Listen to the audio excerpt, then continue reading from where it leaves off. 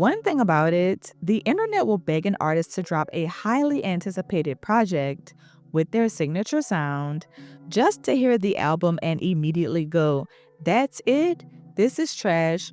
Why haven't you evolved yet?" And these days, that somebody is Summer Walker. Because, baby, the way that people are calling her new project, Finally Over It, Chicken Alfredo music, is actually insane. And while I kind of get what they're trying to say, there's something interesting about that phrase and the way that people currently view her music. Let's talk about it. But first, welcome to the channel. Hey, hi, what's with it? I'm C, and I do rap and pop culture commentary. So if you're into that, subscribe and hit the like button. Big mama, no kids, trying to edit these videos on time. Listen, when I first heard Summer Walker's new album tracklist was bearing a song with Latto and Doja Cat, I genuinely thought we were about to witness something iconic. A perfect blend of modern R&B and rap girls on one song.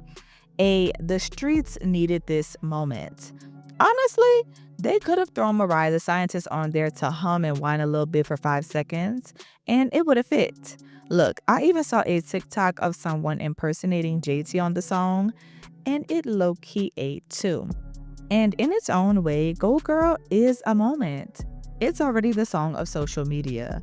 If you want a track to go viral these days, it has to live somewhere between hilariously obnoxious, silly, catchy, and empowering. And Go Girl hits at least one, if not all of those boxes. I'm kinda here for it. In another world, Ice Spice snatches up the concept for Go Girl from Summer Walker like Tyler nabbed Chanel from Carisha. Tell me you couldn't see that. The track is very ghetto poetic. We're hyping ourselves up. We're not worried about these men, but they are checking for us. And honestly, that's a tiny morsel of the new and not super improved Summer Walker sound.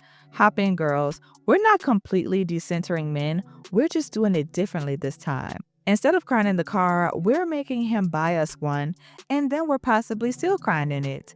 That's Finally Over It in a nutshell. And with a big money album rollout, super duper label push, star-studded feature list, and nostalgic R&B blast from the past with all these samples, I just knew this album would be one to rival the other projects in her Over It universe. I needed something to make up for her canceling that Essence Fest set this past summer, after she said she needed more time for the album. And listen, I enjoyed hearing the collab tracks most of all, right? With Bryson Tiller and Sailor. Baller with Glow and Mona Leo is so good until Sexy Red comes in.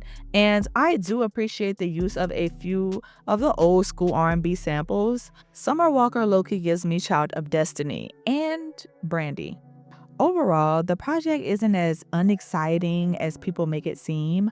The vocals are still giving, but the songs are short, and the shift in subject matter is where people probably feel unaligned. If Over It and Finally Over It gives more of a drunk dial, dirty diary tea, Finally Over It is the final signature sign-off of a woman who is almost self-assured.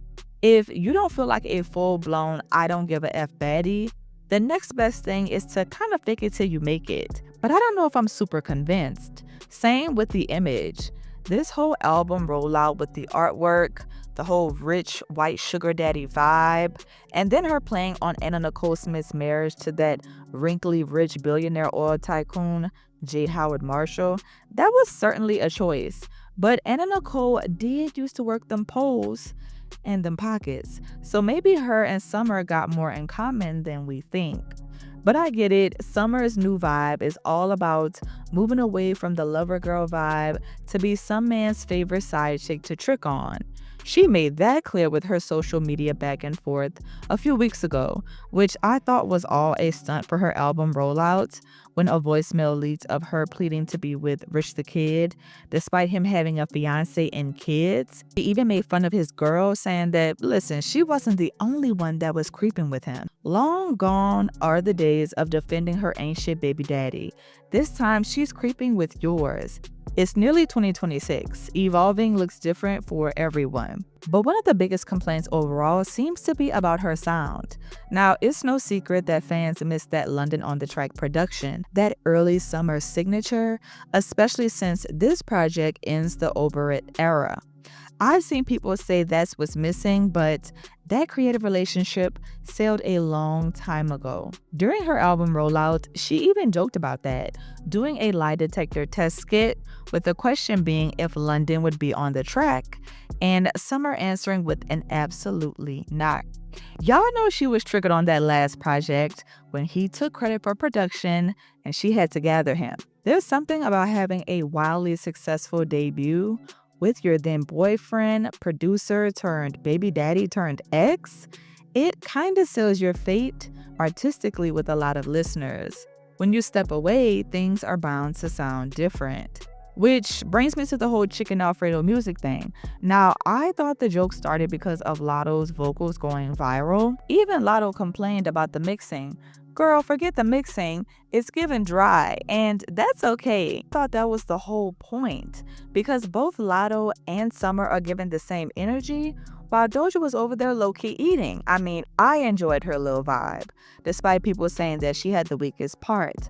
But then suddenly, the entire internet is calling Summer's whole sound overall and her music Chicken Alfredo, and other versions including Lash Tech music, BBL Nurse music, saying that her twin was Mariah the Scientist, Miss Marie Callender's Chicken Pot Pie Princess, and all of that.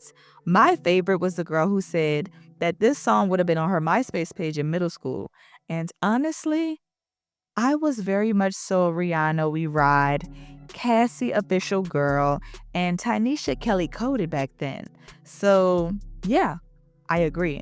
But does the cheesy pasta nickname really come down to people not vibing with vulnerable, emotional, hype yourself up to heal music anymore? Or not wanting it from Summer specifically? The vocals still eat, but maybe the lyrics aren't landing, the cycles feel familiar, and the growth they see from her in real life maybe just isn't reflected in her music.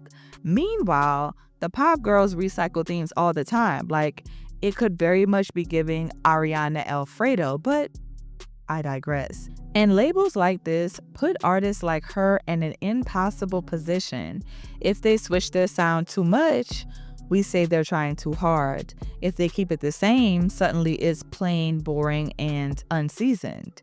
We see the same narrative with SZA, Janae Aiko, even Queen Naija, most recently Mariah the Scientist. And I feel like people don't let Mariah get away with a lot of things because they think that she should be a better vocalist. But with Summer, the issue isn't consistency or the voice.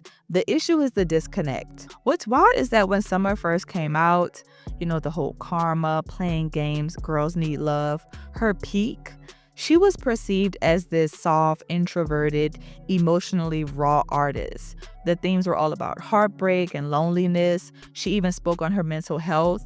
She was very open about social anxiety and even canceled parts of her tour because performing was overwhelming her. She had awkward red carpet moments. She was always a meme. But underneath all of that, she was the relatable underdog, the girl who went from being in the club to running a cleaning business, teaching herself guitar, while posting covers on Vine and YouTube. The come up really made people root for her. And the whole aesthetic, right? It matched that. The girl next door image, tatted up, quiet black girl vibe. She was sweet but kind of deadly, right? Very Janae coded, two sides of the same coin. And her music matched that. Confessional, trap soul vibes, raw vulnerability. Everything about her music felt like reading someone's diary or running a crazy situation about your ex to your homegirl. And a lot of listeners took solace in that. Now, she's moved from breakup to makeup to buy my love, act tough and get your man f***ed, get your homeboy before I sleep with him. That kind of music. I ain't gonna lie, that song was crazy work. It's catchy, but crazy. And when you throw all of that together in a quick pot, well, the streets are calling it a lot of things, but also Chicken Alfredo. At the end of the day, I think people have a lot to say about this current project because they feel like they've watched Summer Walker evolve everywhere except for her music. And, like everyone else, they love the drama and mess of her showing her real life online. But when the music matches the same old, that's where they draw the line. It doesn't help that we have witnessed so many of her relationships online. When people aren't calling her a bird brain, they say she's nuts for tatting boyfriends' names on her face or weak for sticking with men who cheat. I can't help my cousin bring her groceries in the house. Nigga, no. And the duo that was her and Lil Meech was insane from the get go. So, yeah, maybe Finally Over It is giving 30-minute meal. Maybe it's giving your cousin who swears she can cook but can only make three things. Maybe it's the music you hear while getting your lashes filled.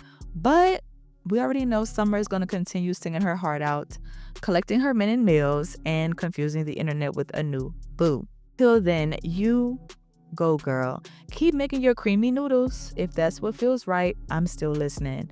But what do you think? Did you enjoy Summer Walker's new album? Which project in the Over It trilogy is your fave? And most importantly, do you feel like she needs to switch up the sound?